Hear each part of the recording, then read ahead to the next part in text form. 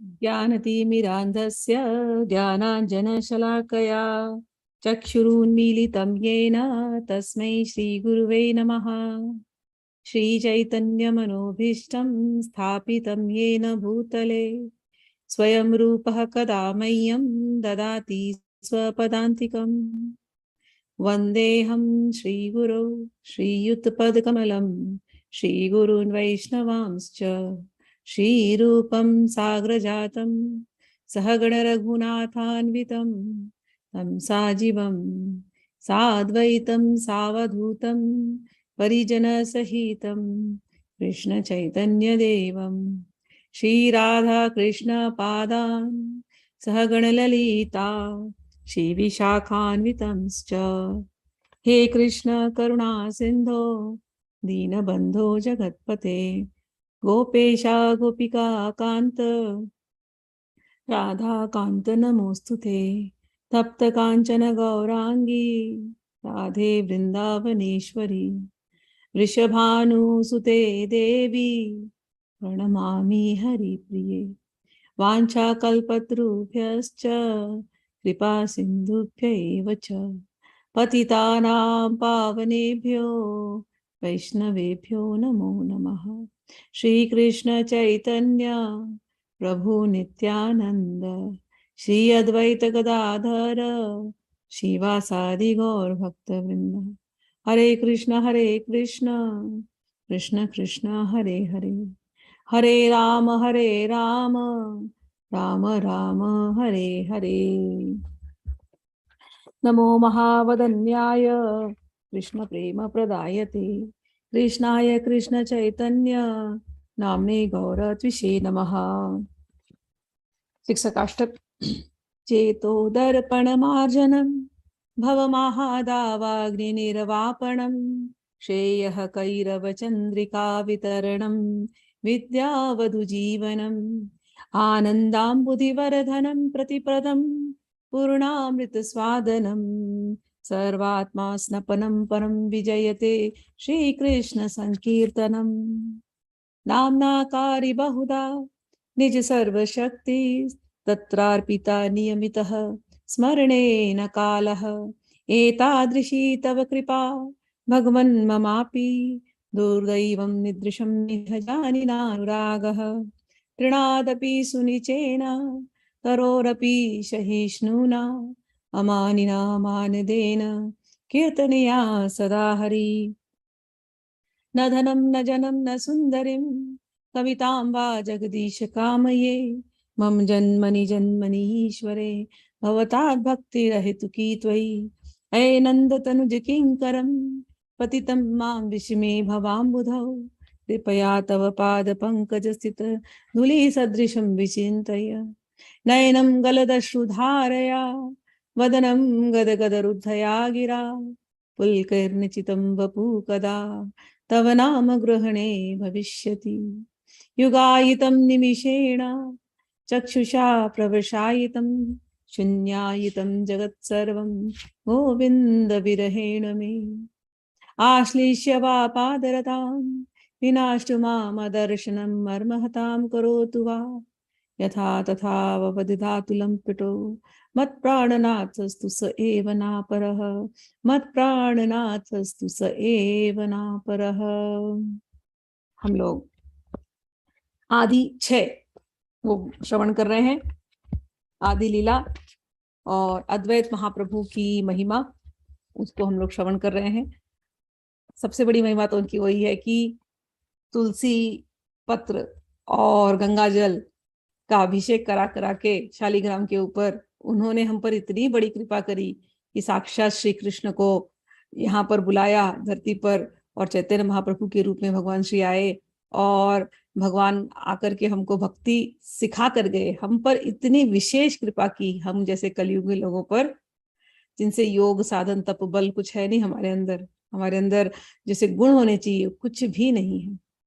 न सत्य का हम पालन कर पाते हैं, ना जो अहिंसा का जो पालन करना चाहिए वो हम नहीं कर पाते हैं, ना शौच है, हमारे सफाई नहीं है हमारे मन के अंदर, तपस्या तो दूर की बात है, ये सब तो हम कर ही नहीं पा रहे हैं। हम ऐसे युग में रह रहे हैं, फिर भी हम जैसे पतित पामर जीवों पर कल्याण करने के लिए भगवान भक्त रूप में आकर के हमको मंत्र दे करके गए, इतना बड़ा नाम दे करके गए। अभी मैं जब जब मैं शिक्षकाष्टक पढ़ती हूँ, एवरी श्लोक मुझे लगता है मैं फिर से उसके ऊपर ही बात करूं, इतने मतलब वो 8 उन श्लोकों में पूरा सार दिया हुआ है, पूरा सार। कोई सिंसियरली उसको पढ़े और उसके अर्थ को समझे।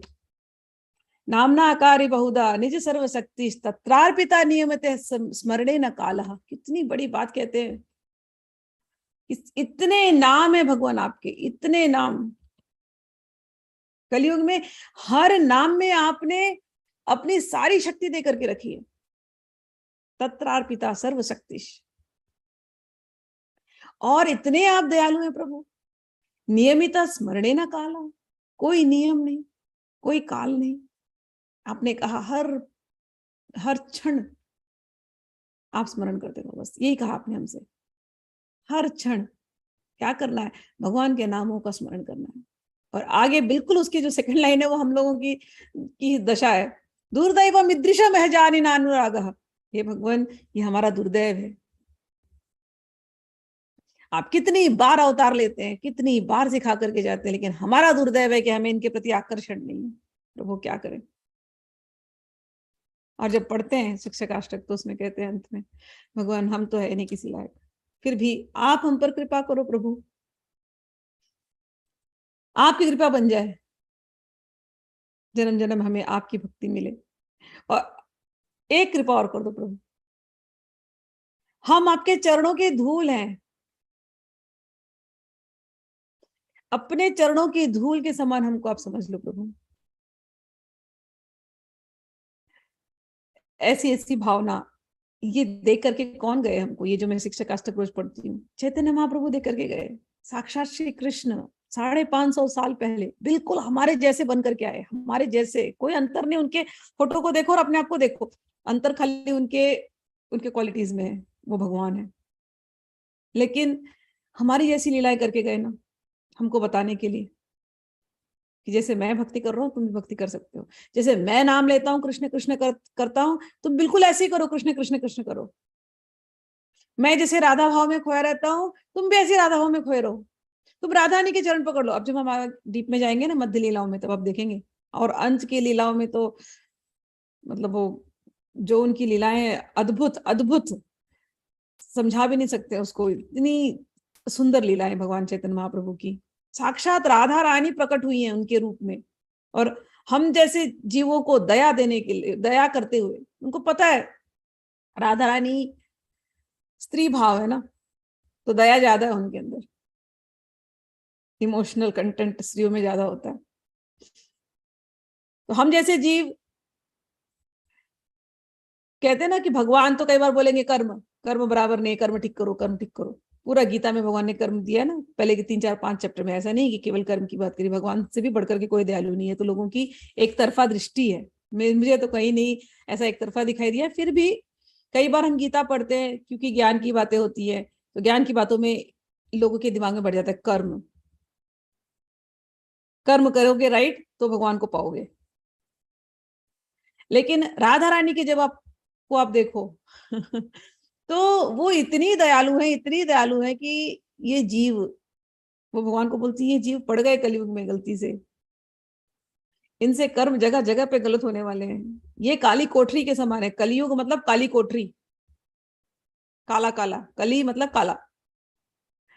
तो आपको कितने भी सफेद कपड़े पहना दो ना, आपको काली कोठरी में भेज दिया जाए और बोल ले कि उस काली कोठरी में गए, कपड़ा काला नहीं होना चाहिए, वैसे साफ सुथरे होके निकल के आना, एक भी दाग नहीं लगना चाहिए।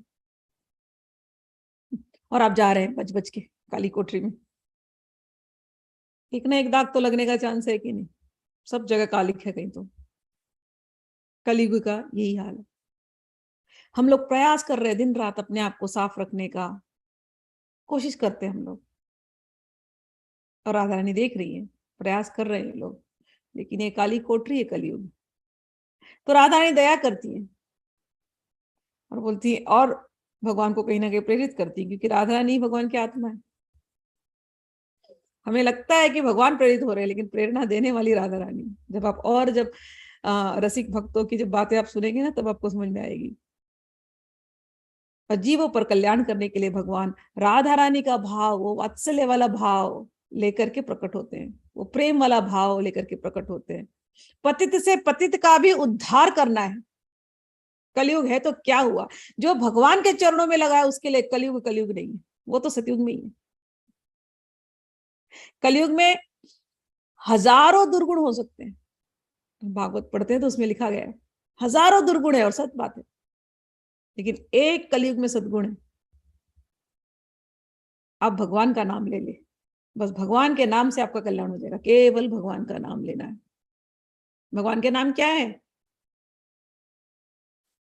कोई कठिन मंत्र नहीं है, बड़े बड़े लंबे लंबे मंत्र आपको पढ़ने, कोई अनुष्ठान नहीं करना। भगवान का नाम केवल राम कृष्ण हरि, आप ले लिए, हो गया। राम कृष्ण हरि जय जय राम कृष्ण हरि जय जय राम कृष्ण हरि।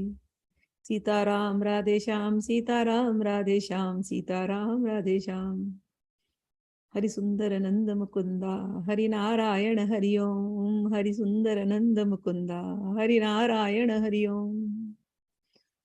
हे कृष्ण गोविंद हरे मुरारे, हे नाथ नारायण वासुदेव। सब में नाम है, सारे जो भी मैंने जो बोले भजन, गाते गाते बस नाम लेते रहो, पवित्रीकरण होता जाएगा। इतना सरल कलयुग में कर दिया। हालांकि ये पहले से थी पवित्रता, ऐसा नहीं था कि कलयुग के लिए, पहले से ही थी, लेकिन हम कलयुगी जीवों को समझाने के लिए भगवान आए हैं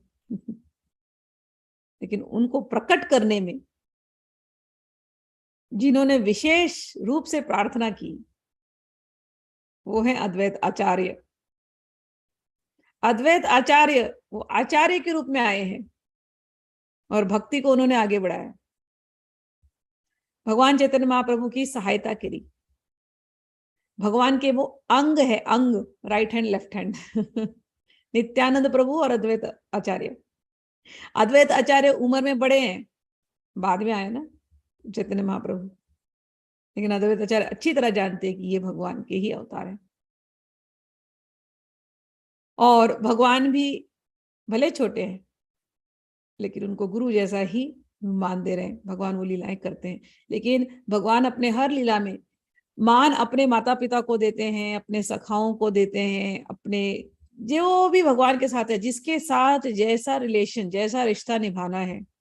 भगवान भले प्रकट है लेकिन भगवान ये नहीं बोलते मैं भगवान हूं, आई एम दी गॉड भगवान के अंदर कहीं घमंड होती नहीं। भगवान कृष्ण के चरित्र को पढ़ो, इतना प्यार आता है भगवान के ऊपर, आपसे क्या कहूं, इतने हम्बल। ऐसा भी कोई हम्बल हो सकता है?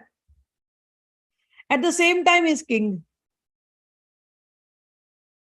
युधिष्ठिर का के यहाँ यज्ञ हो रहा है, राजसूय यज्ञ, और जितने महात्मा साधु महात्मा आए थे सबको भगवान जिमा रहे हैं पत्तल लगा करके। भगवान श्री कृष्ण, द्वारकानाथ श्री कृष्ण, द्वारका के राजा श्री कृष्ण, सारे साधु संत महात्माओं को जिमा रहे हैं, खाना दे रहे हैं। और देने के बाद जब उठे हैं तो सबके पत्तलों को साफ किया है भगवान ने पत्तलों को साफ किया है कि मैं नहीं करूंगा तो कौन करेगा, मुझे साधु संतों की सेवा करनी है। ये तो मेरा हृदय है, ये तो मेरा हृदय, मैं इनसे इतना प्रेम करता हूं कि मुझे इनकी पत्तल साफ करनी है। राजसूय यज्ञ में भगवान की इतनी सुंदर सुंदर मधुराति मधुर लीलाएं हैं। जब हम भागवत पढ़ेंगे, अभी तो हम लोग 10वें स्कंद तक जाना, अभी हम 3रे स्कंद पर ही हैं। आप लोग जब 10वें स्कंद में जाएंगे, रस से भरी एक एक भगवान की क्वालिटीज इतनी रस से भरी, आप डूबे रहोगे। आपको ऐसा लगेगा भगवान उठ रहे हैं, बैठ रहे हैं, बात कर रहे हैं, भगवान ऐसे महान है। अमानिना मान देना कीर्तनिया सदा हरि, अमानिना मान देना, इसका मतलब है जिसको अपने ऊपर अभिमान नहीं है और मान देने वाले,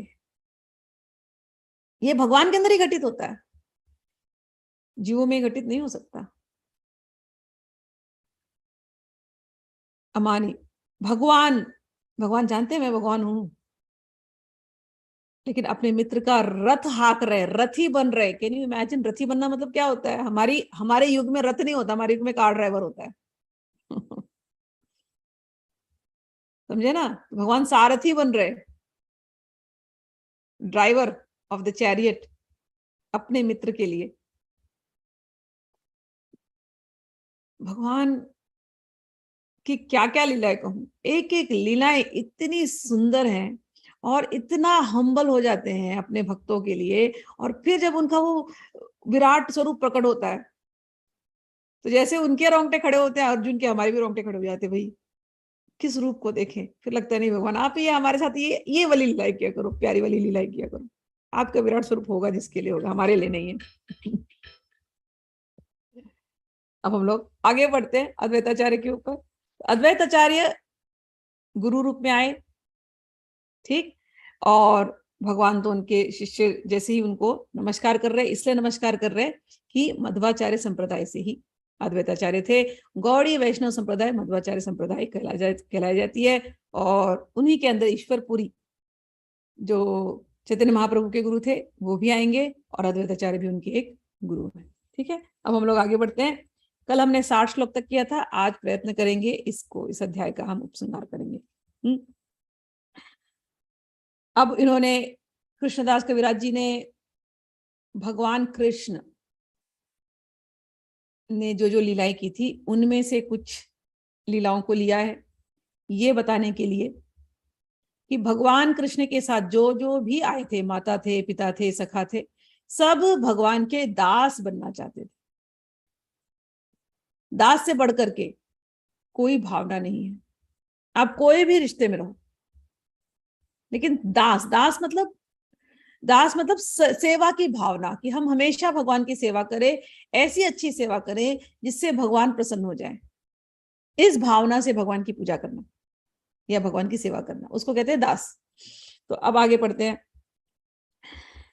श्रीरामादि व्रजेयात सखार निचय ऐश्वर्य ज्ञान हीन केवल सख्यमय। कल हमने नंद बाबा की चर्चा की थी। नंद बाबा उनके पिता उद्धव जी आए थे उनको समझाने के लिए। नंद बाबा ने कहा आपके लिए भगवान होंगे, मेरे लिए तो मेरा पुत्र ही है वो, फिर भी आप कहते हो भगवान है, तो आपके भगवान को एक संदेशा दे दो कि हमारी वाणी नित्य उनकी पवित्र नाम का कीर्तन किया करे। आपके भगवान को एक और संदेशा दे दो उद्धव जी कि हमारा मन उनके चरण में अनुरक्त रहे। एक और संदेशा दे देना उद्धव जी कि हमारा शरीर उनके सामने दंडवत प्रणाम करते रहे। फिर भी उद्धव जी आपसे बताए हमारे लिए तो वो हमारा पुत्र ही है। ऐसी ऐसी भाव। अब सखा क्या कहते हैं? भगवान कृष्ण के वृंदावन के मित्र। वृंदावन में भगवान ने अपनी यंगर एज की, मतलब समझो छोटे से वहीं से पल रहे थे ना, तो 12, 13, 14 साल तक की जो जो लीलाएं होती है। So imagine a kid. अब हम ऐसे बोलेंगे समझ में नहीं आएगा, कभी 12, 13, 14 साल के बच्चों को जाकर के देखना जो लोग, तो आपको समझ में आएगा कि वो उम्र क्या है। और हर उस 12, 13, 14, 15 साल के लड़के में तुम कृष्ण को देखना। कभी आप बैठो कहीं स्कूल में जाना, सब 15 साल के बच्चों को देखना, 13, 14, 15 साल के मिडिल स्कूल के बच्चों को, सब में वही मेरे कृष्ण। और देखना वो कैसी कैसी हरकतें करते हैं, बिल्कुल कृष्ण की मिलती जुलती हरकतें होंगी। Always young. तो यहाँ सखा मतलब वैसे सब सखाओं के बीच में हमारे कृष्ण घिरे हैं। तो कहते हैं भगवान कृष्ण के वृंदावन के मित्र, जिसमें श्री रामा मुख्य हैं, उनके प्रति शुद्ध सख्य प्रेम का भाव रखते हैं। उन्हें भगवान की ऐश्वर्यों का कोई ज्ञान नहीं है। होगा भी कैसे? इसका अर्थ सिंपल से ये है, कोई बहुत बड़े बिलियनर का बेटा,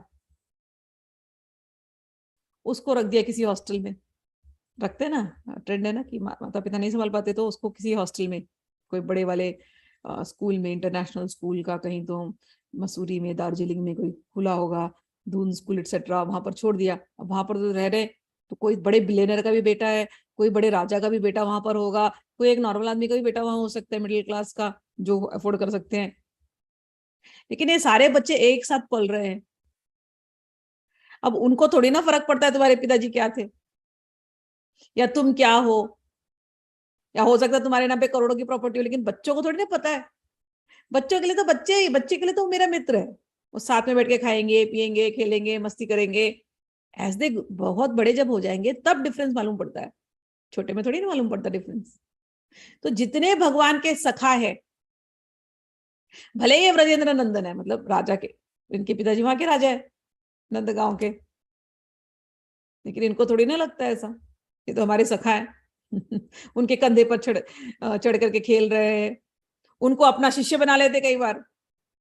सखा भगवान को बोलते हैं हमारा शिष्य बनो, हमसे म्यूजिक सीखो सीखो, हमसे तुम म्यूजिक सीखोगे तो पहले हमारे चरणों में तुमको गिरना पड़ेगा। कई बार भगवान साष्टांग देते अपने अपने दोस्तों को। ऐसी ऐसी लीलाएं भगवान करते हैं। उनको थोड़ी ना उनके भगवान का ऐश्वर्य का ज्ञान है, और अगर होगा भी तो उनको सुनना भी नहीं है। ये तो हमारे मित्र हैं, ये तो हमारे अपने। ठीक, जैसे हमारे देश के प्रधानमंत्री, कोई कहते हैं चाय वाला, चाय वाय बनाई थी उन्होंने, या वो जिस भी बैकग्राउंड से आए हैं, हम्बल बैकग्राउंड से आए हैं। अब भले आज वो प्रधानमंत्री हैं, लेकिन वो अपने गांव में जाएंगे, उनके जो छोटे सखा थे उनके साथ जो खेले थे, वो तो बोलेंगे हाँ ये प्रधानमंत्री है, लेकिन फिर भी ये हमारा अपना सखा है जो हमारे साथ खेला था कूदा था। इसकी बात अलग थी, इसके अंदर कुछ एक डिफरेंट क्वालिटी थी बचपन से, ऐसे बात करेंगे। लेकिन है तो फ्रेंड्स, वो ऐश्वर्य को नहीं देखेंगे। तो यहाँ पर यही बात हो रही है कि भगवान के सखा भगवान के प्रति शुद्ध प्रेम रखते हैं, उन्हें भगवान के ऐश्वर्य का कोई ज्ञान नहीं है। यद्यपि वे भगवान से लड़ते हैं और उनके कंधों पर चढ़ जाते हैं, किंतु दास्य भाव में वे उनके चरण कमलों की पूजा करते हैं। पूर्ण पुरुषोत्तम भगवान कृष्ण के कुछ मित्र उनके पांव दबाते थे, और अन्य मित्र जिनके पाप कर्मफल नष्ट हो चुके थे अपने हाथ में पंखा लेकर उन पर पंखा झलते थे। तो भगवान सो रहे हैं, गए भगवान धूप में सो गए। तो कुछ मित्र बैठ के उनके पैर दबा रहे हैं, सब फ्रेंड्स हैं और कुछ पंखा झेल रहे हैं। हम लोग करते हैं ना अपने फ्रेंड सर्कल में, अरे तुझे गर्मी लग रही, बैठ बैठ बैठ, मैं कर देती पंखा, या कभी चुन्नी लेकर के पंखा करने लगते हैं। कभी कभी we do with our friends, same same जो हम अपने फ्रेंड्स के साथ करते हैं, ऐसे ही भगवान के फ्रेंड्स भगवान के साथ कर रहे हैं। और भगवान बिल्कुल नॉर्मल बिहेव कर रहे हैं, भगवान भगवान नहीं बन रहे हैं, भगवान को वो अच्छा लग रहा है। समझ में आया? तो ये जो श्लोक है, पाद संवाहन चक्रुः के चित्तस्य महात्मनः अपरे हत पाप मानो व्यजने ही सम विजयन, ये श्रीमद् भागवत के 10वें स्कंद से लिया गया है। इसमें बतलाया गया है कि तालवन में धेनुकासुर का वध करने के बाद कृष्ण तथा बलराम गोप बालकों के साथ किस तरह खेल रहे थे। कभी वृंदावन आप जाएंगे, तालवन आप जाएंगे, तालवन देखेंगे, और फिर ये धेनुकासुर की आप लीला को वहां स्मरण करेंगे। बिल्कुल भगवान वहां धेनुकासुर को मारने के बाद आराम कर रहे हैं, और सारे बच्चे आकर के उनका पैर दबा रहे हैं, उनको पंखा झेल रहे कि अरे तुमने धेनुका को ऐसे लड़े हो तुम धेनुकासुर के साथ, तुम थक गए होगे, कृष्ण आओ तुमको आराम दे दे। तालवन में ये सारे जो वन बताए गए हैं, कुछ लोग, आप लोग केवल सुनते हैं, कथाएं सुन रहे हैं, अभी पहली बार शायद सुन रहे हैं, कुछ लोग वृंदावन गए हैं, कुछ लोग वृंदावन जाकर के भी केवल बांके बिहारी जाकर के रिटर्न आ गए हैं। लेकिन जितना ये वन बता रहे, 12 वन है वृंदावन में, ये सारे वन अभी भी हैं। और वृंदावन तो खैर अभी थोड़ा सा शहरी हो गया है, वृंदावन भी वो पर्टिकुलर स्पॉट है जहाँ इस्कॉन टेम्पल है, थोड़ा सा उसमें अभी शहर का टच आ गया है, बहुत दुकान मॉल छोटे छोटे आ गए हैं। लेकिन आप जब और अंदर वाले वनों में जब जाते हैं तो वो वन अभी भी वृंदावन के जो ओरिजिनल जो वन है ना वैसे दिखाई देते हैं। सो जैसे तालवन हुआ, मधुवन हुआ, ऐसे बहुत सारे वहां पर वन है, बहुत सुंदर लगते हैं। कभी समय मिला आप लोग को, गोवर्धन परिक्रमा वगैरह में आप कभी गए तो जरूर ये सब ट्रिप्स करना, लिस्ट बनाना अपना, तब आपको समझ में आएगी। लेकिन जब आप लीलाएं समझते हो और फिर उन जगहों पर जाते हो और फिर उन लीलाओं को वहां स्मरण करते हो तो बात डिफरेंट होती है। ठीक, चलिए। कृष्णेरा प्रेयसी व्रजे यत गोपी गण, यार पद धूली करे उद्धव प्रार्थना, या सबार ऊपरे कृष्णेर प्रिय नहीं आना, ताहारा अपना के करे दासी अभिमान। यहाँ तक कि वृंदावन में भगवान कृष्ण की प्रेयसी गोपियां भी, जिनके चरणों की धूल की कामना श्री उद्धव ने की थी, और जिनसे बढ़कर कृष्ण को अन्य कोई भी प्रिय नहीं है, अपने आप को कृष्ण की दासियां मानती हैं। ब्रज जनार्ति हन वीरयोषितां निज जन स्मय ध्वंसन स्मित भज सखे भवत् किंकरी स्मनो जलरुहाननं चारु दर्शय। तो सखा भाव तो आप समझ गए, अब सखी भाव। तो भगवान कृष्ण की बहुत सारी सखियां थी, सारी सखियां भगवान को बहुत प्रेम करती थी, और भगवान उद्धव को बिल्कुल अपना रूप मानते हैं, बहुत उद्धव को प्रेम करते हैं। और उद्धव के साथ भगवान ने संदेश भिजवाया था सखियों को कि जाके मेरी गोपियों को बताना मैं ठीक ठाक हूँ, मैं जानता हूँ मेरे बिना वो जी नहीं सकती, उनका प्राण मेरे में अटका है। मैं यहाँ पर आया, मैंने उनसे प्रॉमिस की थी कि मैं आ जाऊंगा शाम तक, लेकिन उद्धव में गया नहीं। मुझ में तो शायद इतनी हिम्मत नहीं कि मैं फेस कर पाऊं अभी। तुम एक बार जाकर के जरा उनको समझा देना बातें। बहुत सारी बातें, इसके इतने अर्थ हैं, इस लीला के इतने भाव हैं कि अगर एक इसी लीला को ले ले तो 365 डेज हम निकल जाएगा, उसी के अंदर इतने भाव निकलेंगे, इतने भाव, श्री कृष्ण के भाव, श्री उद्धव के भाव। इस भाव के ऊपर न जाने कितने रसिक संतों ने कितने पद लिखे हैं, इस विरह वेदना के ऊपर, कि भगवान द्वारका के महलों में रह करके गोपियों को मिस कर रहे। Missing, I miss you gopis. और उनके सबसे क्लोजेस्ट है उद्धव।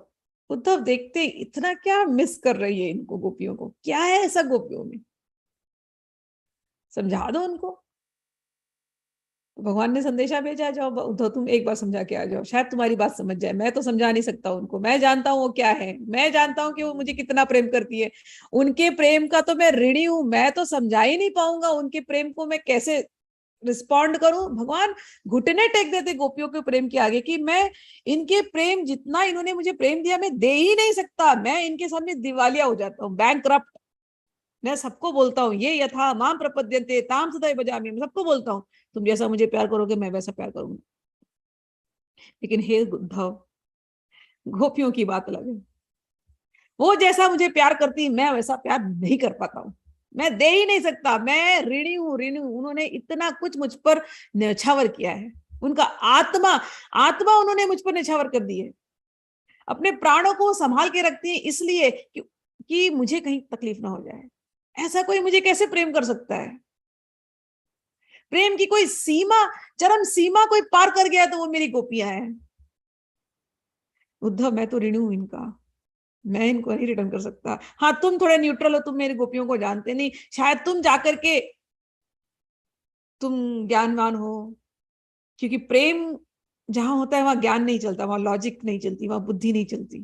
प्रेम ओवर पावरिंग इमोशन है, किसको किसी से प्रेम हो गया ना वहां सब खत्म। प्रेम ओवर पावर कर देता है। तो और उद्धव से में ज्ञान की बातें कर रहे हैं। भगवान बोलते हैं तुम ठीक ठाक हो, तुम ज्ञान में हो, तुम ज्ञानवान हो, तुम जाओ, तुम जाके समझा दो उनको।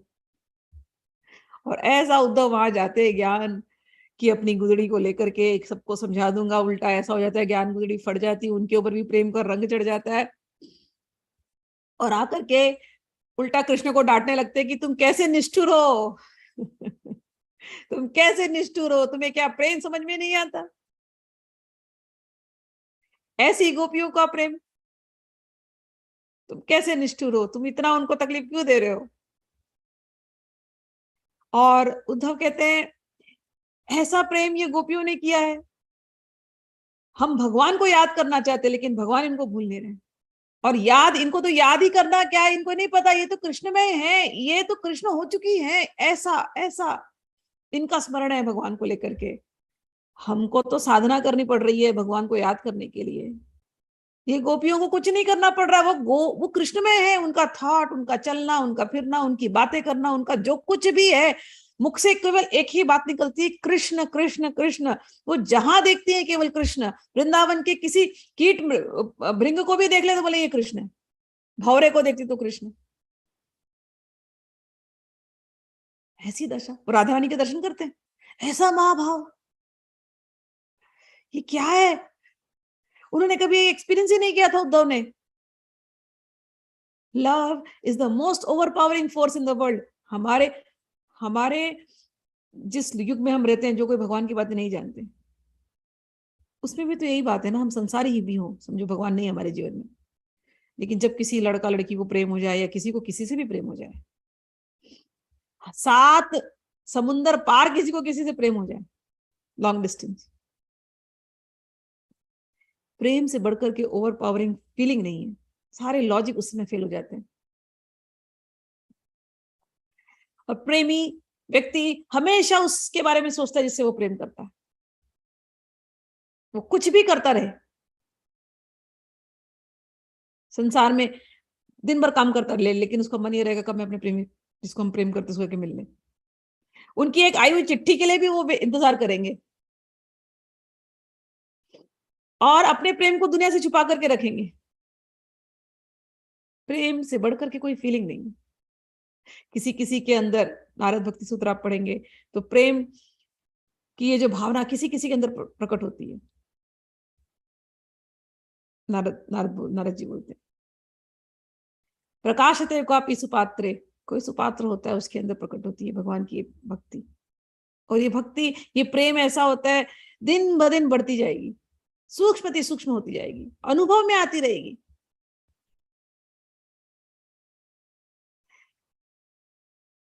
ये प्रेम केवल गोपियों ने किया है भगवान से। और उद्धव कहते हैं ऐसा प्रेम मैंने देखा, भगवान आप एक कृपा करो मेरे पर, बहुत ज्ञान हो गया मुझे लेकिन ये ज्ञान शायद पेंडिंग था जानना, प्रेम क्या है। मेरे पर एक ऐसी कृपा कर दो कि मैं वृंदावन का लता पता बन जाऊं। आप लोग कुसुम सरोवर, आप जो लोग सुन रहे हैं, कभी वृंदावन आप जाएंगे, कुछ लोग तो गए हैं, कुछ गए हैं लेकिन कुसुम सरोवर क्या है जानते नहीं। कुछ लोगों ने फोटो देखी होगी, बड़ी महलों की सुंदर फोटो है। क्लास के बाद में भी I share the Kusum Sarovar picture. कुसुम सरोवर में जाना तो वहां की जितनी झाड़ियां हैं या वहां के घास हैं, वो सब में बस उद्धव जी की भावना है। इस प्रकार से उन घास को नमस्कार करना। उद्धव जी कहते हैं मैं वहां के लता पता बन जाऊं कि गोपियां आएंगी। अब तो वो जो अब का जो सीन है वो महल जैसे दिखाई दे रहा है, वहां पर प्रॉपर अच्छा सा बनाया हुआ है। लेकिन इमेजिन 5000 ईयर्स अगो वहां पर केवल खेत खेत होंगे। तो उन खेतों में उद्धव जी कहते हैं कि मैं वहां की लता पता, औषधि, जो भी वृक्ष में बन जाऊं, कि गोपियां मुझे तोड़ेंगी और तोड़ के खाएंगी। तो जब मैं वो रस उनके हृदय में जाऊंगा तो उनके हृदय के प्रेम को मैं चख पाऊंगा। कभी वो विरह वेदना में होंगी तो वो औषधि रूप में मुझे, कभी वो मूर्छित हो गई तो कोई उनको औषधि बना करके मुझे ही खिलाएगा, तो मैं उनके हृदय में जाकर के उनकी विरह वेदना को मैं दूर करूंगा। अजीब अजीब सी बातें होती है प्रेम में। उद्धव जैसे, ये उद्धव की जिनकी बात कर रही हूँ, श्रीमद् भागवतम जो लोग सुन रहे हैं, नहीं पहली पहली बार सुन रहे हैं, श्रीमद् भागवत में जब हम जाएंगे 11वें में, तब वहां पर उद्धव गीता, भगवान श्री कृष्ण ने उद्धव गीता उद्धव जी से बात करते हुए दी है। उसी में दत्तात्रेय का संवाद आएगा, बहुत सारी अच्छी अच्छी सुंदर सुंदर बातें आएंगी। उद्धव इतने महान थे हम जो पढ़ रहे हैं बातें, ऐसे लगता है कि ऑर्डिनरी है, लेकिन ये आई किससे है? साक्षात भगवान से आई हुई है। ये गोपियां, ये राधा रानी के स्वरूप है। राधा रानी भगवान श्री कृष्ण की आत्मा, वही राधा वही श्री कृष्ण, दोनों जुड़ करके एक बन करके श्री चैतन्य महाप्रभु के रूप में आए। वो हमको ये चैतन्य चरितामृत का ज्ञान दे रहे हैं, ये ऑर्डिनरी नहीं है। ठीक, आगे बढ़ते हैं। वो जो गोपियां हैं उनका भाव, ये अभी मैंने एक श्लोक कहा, प्रजजनार्ति हन वीर योषिता निज जन स्मय ध्वंसन स्मित भज सखे भवत किंकरी स्मनो जलरुहाननम चारु दर्शय। ये गोपी गीत बोल करके 10वें स्कंद में आएगा, उसका ये श्लोक है। उसमें गोपियां कहती हैं, हे प्रभु, हे वृंदावन के निवासियों के कष्टों के हर्ता, हे समस्त स्त्रियों के नायक, अपनी मधुर मृदु मधुर मुस्कान से अपने भक्तों के गर्व को नष्ट करने वाले, हे भगवान, हम आपकी दासियां हैं। हे सखा, पहले बोलती हे सखा, तुम हमारे मित्र हो। मित्र क्या किसी को दुख देते हैं क्या? मित्र तो प्रेम देते हैं, दुख दूर करते हैं। तुम तो हमारे सखा हो। अच्छा, तुम सखा भी नहीं मानना चाहते, कोई बात नहीं, हम तो तुम्हारी दासियां हैं। हम तुम्हारी दासियां हैं। कृपा हमारी इच्छा पूर्ति करें। और क्या करें? हमें आपके आकर्षक कमल मुख का दर्शन दें। गोपियां, बहुत सुंदर है गोपी गीत। कभी हम जब जाएंगे, भगवान की कृपा रहेगी, जिसको सुनने लिखा है भगवान ने, सुनेंगे, हृदय रोने लगेगा गोपियों के भाव पढ़ पढ़ के। कहती है हे भगवान, हमें क्यों तड़पा रहे हो, क्यों तड़पा रहे हो? अपना कमल मुख दिखा दो। आप हमारे सखा हो, आप हमको तड़पाए ये ठीक नहीं।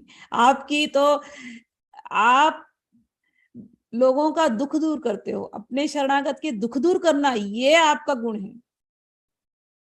हम तो किंकरी हैं आपकी, हम तो दासी हैं आपकी, तो आप हमें दुख क्यों दे रहे हो? इसमें हमारा कुछ नहीं जाएगा, लेकिन हे प्रभु, आप ही का नाम बदनाम होगा कि आप अपने आश्रित को दुख देते हैं। कैसी कैसी प्यारी प्यारी बातें करती है गोपियां।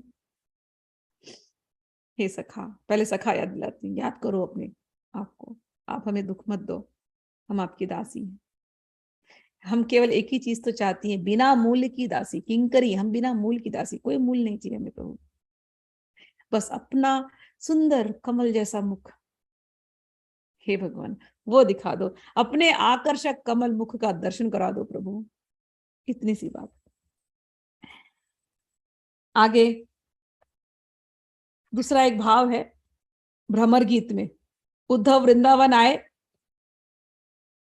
ये जो भ्रमर गीत है, ये भी 10वें स्कंद श्रीमद् भागवतम में आएगा जब हम लोग वहां पहुंचेंगे। तो भ्रमर गीत में श्रीमती राधा रानी ने गाया था, तो वो भाव, राधा रानी कहती हैं, हे उद्धव, यह सचमुच दुख की बात है कि कृष्ण मथुरा में वास कर रहे हैं। क्या उन्हें अपने पिता के घरेलू कार्यों, अपने मित्रों, अपने ग्वाल बालों की याद आती है? हे महात्मा, क्या वे कभी हम दासियों के विषय में बात करते हैं? वे कब हमारे मस्तकों को अपने अगुरु सुगंधित हाथ से स्पर्श करेंगे? राधा रानी बोल रही उद्धव को कि जाके संदेशा दे देना कि क्या कभी तुम मथुरा में बसने का तुमने सोच लिया? कोई बात, रह लो, हमारी खुशी में हमारी खुशी, लेकिन क्या कभी उनको हमारी याद आती है? हम तो इसी इंतजार में हैं, कभी वो आएंगे और अपने कर कमल में भी क्या अगुरु लगे, तो उसमें वो सुगंध वो हमारे मस्तक पर रखेंगे। हम तो इसी इंतजार में हम दिन निकाल देंगे, जीवन हमारा इसी इंतजार में निकल जाएगा। जाके ये दे देना, ये मैसेज उनको दे देना। आहा, ता सबार कथा रहू श्रीमती राधिका, सबा हैते सकलांचे परम आधिका, तेहो यार दासी हया सेवेने चरण, यार प्रेम गुणे कृष्ण बद्ध अनुक्षण। अन्य गोपियों का तो क्या कहना, यहां तक कि श्रीमती राधिका, जो उन सब में हर प्रकार से श्रेष्ठ है, जिन्होंने अपने प्रेम गुणों द्वारा श्री कृष्ण को सदा ही बांध लिया है, उनकी दासी के रूप में उनकी चरण सेवा करती है। क्या कहती है राधा रानी? हा नाथ रमण प्रेष्ठ क्वासी क्वासी महाभुज, ये राधा रानी के उद्गार है। हा नाथ रमण प्रेष्ठ क्वासी क्वासी महाभुज, दास्यास्ते कृपणाया में सखे दर्शय सन्निधि। राधा रानी, जिनके इनकी तो इतनी सुंदर लीला है राधा रानी की और श्री कृष्ण के, श्री कृष्ण बार बार नतमस्तक हो जाते हैं राधा रानी के चरणों पर, बार बार राधा रानी के चरणों को अपने हृदय पर धारण करते हैं ऐसे। और वो राधा रानी कहती है, हे नाथ तुम कहाँ हो? जब मथुरा नहीं, ये रास की एक लीला हुई थी, उसके पहले रास में अंतर्धान हो गए थे भगवान, उसके पहले ये राधा रानी भाव में आकर के कहती, हे नाथ रमण प्रेष्ठ, हे नाथ हे रमण, कहाँ हो तुम? कहाँ हो तुम? क्वासी क्वासी महाभुज, तुम्हारे हाथ तो लंबे हैं, तुम कहाँ छुप गए? तुम हम सबको ले सकते हो अपने हाथों में, हे भगवान तुम कहाँ हो? दास्यास्ते, हम आपकी दासी हैं, अपनी दासी को ठुकरा करके इस प्रकार से कहाँ चले गए। दास्यस्ते कृपणया में सखे, हम आपकी दासी है, हम आपके सखा हैं, हम आपके सखी हैं, आप हमारे सखा हो, आप हमारे मित्र हो, अपने दासी पर तो कृपा करो। दासी नहीं देखना है तो मित्र जैसे तो देखो, मित्र एक दूसरे का हाथ नहीं छोड़ते, आप हमारे मित्र हो। कृपया कृपया दर्शन दर्शन दर्शय सन्निधिम, आपके निकटता, आपके दर्शन ये हमें दे दो। इस तरह से ठुकरा करके मत जाओ प्रभु। द्वारका ते रुक्मण्यादि यतेक महिषी, ताहाराओ आपना के माने कृष्ण दासी। द्वारका धाम में भी, ये तो वृंदावन की लीलाएं होगी, अब द्वारका, द्वारका में उनकी 16,000 रानियां थी। रुक्मणी जी एक, रुक्मणी जी कहती है द्वारका धाम में रुक्मणी इत्यादि सारी रानियां भी आपको भगवान कृष्ण की दासियां मानती हैं। जब जरासंध, ये भी भागवत के श्लोक लिया गया है, महारानी रुक्मिणी ने कहा, जब जरासंध तथा अन्य राजा अपने धनुष बाण उठाए मुझे शिशुपाल को दान रूप में देने को उद्यत थे, तो उन्होंने मुझे उनके बीच से, यह याद है लीला आपको, रुक्मिणी की विवाह शिशुपाल से होने वाला था और रुक्मिणी ने फिर एक चिट्ठी लिखी भगवान के नाम कि मैं तो आपसे प्रेम करती हूँ, आप मुझे ले जाइए, मैं किसी और से नहीं कर सकती विवाह। और भगवान ने वहां पर आकर के पूरे सभा में से इनको गायब किया है, सबको पता है वो लीला। तो वो याद कर करके रुक्मिणी जी कहती हैं कि शिशुपाल के साथ तो मेरे विवाह होने ही वाला था, लेकिन इन्होंने मुझे उनके बीच से बलपूर्वक इस प्रकार खींच लिया जैसे कोई सिंह अपना भाग भेड़ों और बकरियों के बीच में से ले जाता है। अतः उनके चरण कमलों की धूली अजेय सैनिकों का ताज है, वे चरण कमल जो लक्ष्मी जी के आश्रय है, मेरे पूजा का अभिष्ट बने। ये रुक्मिणी जी के भाव हैं। आगे यमुना जी का भाव उन्होंने द्रौपदी जी से कहा है। ये श्लोक जो आएगा समंत पंचक में कुरुवंश तथा यदुवंश की स्त्रियों की भेंट से संबंधित है। उस भेंट में कृष्ण की रानी कालिंदी यानी यमुना जी ने द्रौपदी से कहा, क्या कहा, हे द्रौपदी, यह जानते हुए कि मैं उनके चरण कमलों का स्पर्श पाने के लिए तपस्या कर रही हूं, वे अपने मित्र अर्जुन के साथ आए हैं और उन्होंने मेरा पानी ग्रहण किया, फिर भी मैं श्री कृष्ण के घर का फर्श बुहारने में लगी हुई मात्र एक दासी। आगे और भी रानियों ने द्रौपदी से बात की है, हम अपनी तपस्या तथा सारी आसक्तियों को त्याग से अपने में ही संतुष्ट रहने वाले पूर्ण पुरुषोत्तम भगवान कृष्ण के घर की दासियां बन पाई हैं। सारी जो 16,000 रानियां आई थी, तो उनसे द्रौपदी जी की बात हो रही है, तो वो बता रही हैं कि ये तो हमारा सौभाग्य है कि हम श्री कृष्ण के महल की दासियां हैं, भले रानियां हैं लेकिन अपने आप को दासियां मान रही हैं। औरों की बात छोड़िए, आगे कहते हैं, यहां तक कि भगवान बलदेव भी शुद्ध सख्य तथा वात्सल्य प्रेम जैसी भावनाओं से पूर्ण है। भाई हैं तो कभी मित्र बन जाते हैं और कभी बड़े भाई बन जाते हैं, तो दोनों भावनाएं मिक्स, वात्सल्य और सखा, ये दोनों भावनाओं में मिक्स होकर के भगवान की सेवा करते हैं। वे भी अपने आप को भगवान कृष्ण का दास समझते हैं। निस्संदेह ऐसा कौन होगा जो भगवान कृष्ण का दास होने का यह भाव न रखता हो। वे भी जो कहते हैं सदाशिव के विस्तार रूप रुद्र भगवान शिव, वे भी भगवान कृष्ण के दास ही बनने की कामना करते हैं। श्री सदाशिव हमेशा कहते हैं, मैं भगवान श्री कृष्ण का दास हूं। कृष्ण के प्रेम में उन्मत्त होकर वे विवल बन जाते हैं और बिना वस्त्र के निरंतर नृत्य करते रहते हैं। भगवान कृष्ण के गुणों एवं उनकी लीलाओं के विषय में गाते रहते हैं। सारे भाव, चाहे वह पिता के, माता के, गुरु के या मित्र के हों, दास्य भाव से पूरित है। कृष्ण प्रेम का यही स्वभाव है। सबसे बड़ा स्वभाव क्या? दास्य भाव। हम भगवान के दास है। दास ही नहीं है, चैतन्य महाप्रभु ने और एक लेवल ले गए थे, दास अनुदास। जो भगवान के दास हैं उनके भी हम दास हैं। आगे कहते हैं, से ही कृष्ण अवतीर्ण चैतन्य ईश्वर, अतएव आरा सब ताहार किंकर।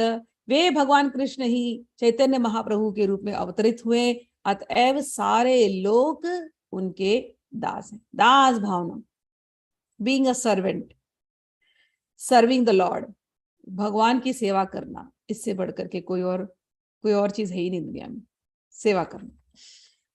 आगे कहते हैं, कुछ लोग उन्हें स्वीकार करते हैं और कुछ लोग नहीं करते हैं, तो भी सारे लोग उनके दास हैं। तो जो उन्हें स्वीकार नहीं करता वह अपने पाप कर्मों से विनष्ट हो जाएगा। चैतन्य र दास मुई चैतन्य र दास, चैतन्य र दास मुई तारा दासे र दास। मैं चैतन्य महाप्रभु का दास हूं, मैं चैतन्य महाप्रभु का दास हूं, मैं चैतन्य महाप्रभु का दास हूं और उनके दासों का दास हूं।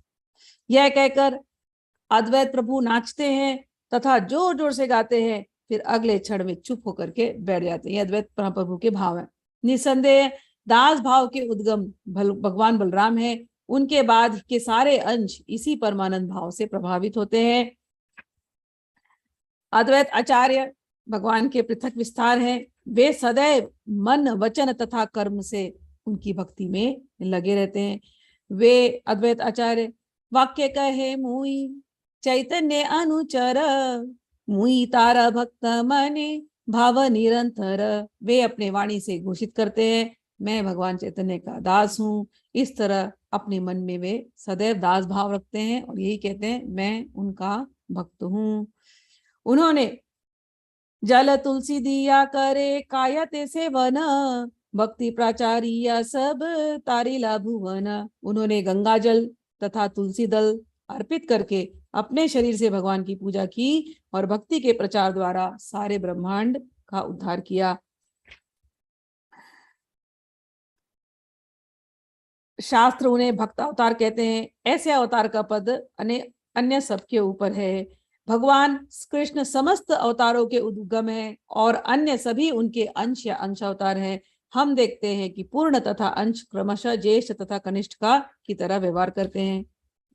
भक्त होना भगवान कृष्ण की समता से बढ़कर के, समझ में आई? कोई लोग जैसे जो मुक्ति की बात होती है ना, सायुज्य मुक्ति की, हम आई एम गॉड, ये भी एक कॉन्सेप्ट हमारे लोगों के बीच में रहता है। आई एम गॉड, सो हम, मैं ही भगवान हूं। तो यहाँ समता करने की बात नहीं हो रही है। दास हमेशा नीचे होता है, हम भगवान के सेवक हैं, हम भगवान नहीं हैं, हम हो ही नहीं सकते हम भगवान। जल की बूंद, इस एग्जाम्पल को हमेशा याद रखना। सागर की बूंद बूंद ही रहने वाली है, सागर नहीं बन सकती। हम परमात्मा के अंश आत्मा है, जीवात्मा है, हम परमात्मा नहीं हो सकते। वो परम आत्मा है, वो विभू है, हम अणु है। हाँ, लेकिन सागर के बूंद की क्वालिटी, जैसा खारापन सागर के बूंद में है वही सागर में है। तो आत्मा और परमात्मा का स्वभाव एक है, सच्चिदानंद, ये स्वभाव है। लेकिन आत्मा और परमात्मा की क्वांटिटी वो एक नहीं है। मेरी आत्मा मेरे शरीर के अंदर है, परमात्मा हर शरीर के अंदर है। आपकी आत्मा आपके शरीर के अंदर है, परमात्मा भी आपके साथ है। मेरी आत्मा मेरे शरीर के अंदर है, परमात्मा भी मेरे साथ है। हम दोनों का परमात्मा एक ही है लेकिन हम दोनों की आत्मा अलग है। मेरी आत्मा पे अलग रंग छाए होंगे, सतोगुण रजोगुण तमोगुण के अलग अलग कैटेगरी का मेरा आत्मा होगा। आपकी का आत्मा पे अलग रंग छाए होंगे। हाँ, जिस दिन हम सबकी आत्मा निर्मल हो जाएगी, परमात्मा के दर्शन एक हो जाएंगे, हम सबकी क्वालिटी एक होगी, शुद्ध चित्त। लेकिन हाँ, उस समय पे वो रियलाइज होता है कि हम तो केवल इनके अंश थे, ये तो सब में ही है, ये रियलाइजेशन होता है। ठीक, तो कहते हैं भक्तगण भगवान कृष्ण को अपने से भी अधिक प्रिय हैं। भगवान कहते हैं, साधवो हृदयम मह्यम साधु नाम हृदयम त्वहम मदन्यते ते न जानन्ति ना हम तेभ्यो मनागपि। भगवान श्री कृष्ण कहते हैं, भक्तगण मेरे हृदय हैं और मैं भक्तों का हृदय हूं। मेरे भक्त मेरे अतिरिक्त अन्य किसी को नहीं जानते। ये भक्ति का गुण है। क्या? मेरे भक्त मेरे अतिरिक्त किसी को नहीं जानते। और भगवान क्या कहते हैं? मेरे भक्त तो किसी को नहीं जानते, लेकिन मैं भी उनके अलावा किसी को नहीं जानता। लिखते हैं यहाँ पर, मैं भी अपने भक्तों के अतिरिक्त अन्य किसी को नहीं जानता। जो मुझे जानता है मैं उसी को जानता हूँ बस। मेरे भक्तों के हृदय में मैं रहता हूँ, मेरे हृदय में मेरे भक्त रहते हैं। भक्त कौन है? भक्त वही है जो भगवान की सेवा में तत्पर रहता है, जो भगवान से बराबरी करने की कोशिश नहीं करता, भगवान की सेवा करता है, वो भक्त है। भगवान कृष्ण अपने भक्तों को अपने से भी बढ़कर मानते हैं। देखो ये कितनी अच्छी भावना है। हम भगवान से समता नहीं कर रहे, हम भगवान के दास, लेकिन भगवान हमको क्या करते हैं? तुम मेरे से ऊपर हो। तुम कहाँ हो? मैं तुम्हारी जूठन पत्तल साफ कर दूंगा, मैं तुम्हारा रथ हाँकूंगा, मैं राधा रानी तुम्हारे चरणों पे गिर जाऊंगा, गोपियों तुम्हारी चरणों पे मैं गिरूंगा। क्या गोपियां अपने आप को बड़ा महान मान रही? नहीं मान रही हो तो वो तो बार बार बोल रहे हैं हम तुम्हारी दासी, हम तुम्हारी दासी। भगवान बोलते नहीं नहीं नहीं, मैं तुम्हारा दास बनना चाहता हूँ। ऐसे ऐसे भगवान मान देते, इतना मान देते, ऐसा मान कोई संसार में दे ही नहीं सकता अपने भक्तों को। भगवान कृष्ण अपने भक्तों को अपने से भी बढ़कर मानते हैं। इस संदर्भ में शास्त्रों में प्रचुर प्रमाण मिलता है। भगवान कहते हैं उद्धव को, हे उद्धव, न तथा मे प्रियतम आत्मयोनिर्न शंकरः न च संकर्षणो न शीर्णैवात्मा च यथा भवान। भगवान प्यार से उद्धव को कहते हैं, हे उद्धव, तुम्हारे समान मुझे न ब्रह्मा, न शंकर, न संकर्षण, न लक्ष्मी, न स्वयं मैं ही प्रिय हूं। तुम मुझे इतने प्रिय हो, मुझसे भी ज्यादा तुम मुझे। किसी का तो प्लीज जरा थैंक्स। भगवान कहते हैं मैं मुझसे भी ज्यादा तुम मुझे प्रिय हो, इतना मैं तुमसे प्रेम करता हूं। ये भागवत के 11वें स्कंद में आएगा, और जब हम उद्धव गीता पढ़ेंगे ना तो वहां पर ये सारी बातें आएंगी, अच्छी अच्छी, और भी बहुत सारी अच्छी अच्छी बातें आएंगी। जो अपने आप को कृष्ण के समकक्ष समझते हैं वे भगवान कृष्ण की मधुरता का आस्वादन नहीं कर सकते। इसका आस्वादन तो केवल दास्य भाव में ही मिलता है। प्रामाणिक शास्त्रों का यह निष्कर्ष अनुभवी भक्तों की अनुभूति भी है, किंतु मूर्ख तथा धूर्त लोग भक्तिमय भावों के इस ऐश्वर्य को समझ नहीं सकते। बलदेव, लक्ष्मण, अद्वैताचार्य, भगवान नित्यानंद, भगवान शेष तथा शंकरषण अपने आप को भगवान के भक्त तथा दास मान करके कृष्ण के दिव्य आनंद के अमृत रस का आस्वादन करते हैं। वे सभी इसी सुख में उन्मत्त रहते हैं और इसके अतिरिक्त दूसरा कुछ भी नहीं जानते। औरों की बात तो क्या है, भगवान कृष्ण भी अपने माधुर्य का आस्वादन करने के इच्छुक होते हैं। वे अपने माधुर्य का आस्वादन खुद करना चाहते हैं, किंतु भक्त के भाव को स्वीकार किए बिना ऐसा नहीं हो सकता। इसीलिए क्या करते हैं भगवान? भक्त भाव अंगीकारी हैला अवतीर्ण श्री कृष्ण चैतन्य रूपे सर्व भावे पूर्ण। अतएव भगवान कृष्ण ने भक्त के भाव को स्वीकार किया और सभी प्रकार से पूर्ण भगवान चैतन्य के रूप में अवतरित हुए। ये भक्त के विविध भावों के माध्यम से अपनी माधुरी का आस्वादन करते हैं। मैंने पहले इस सिद्धांत का व्याख्या कर दिया है।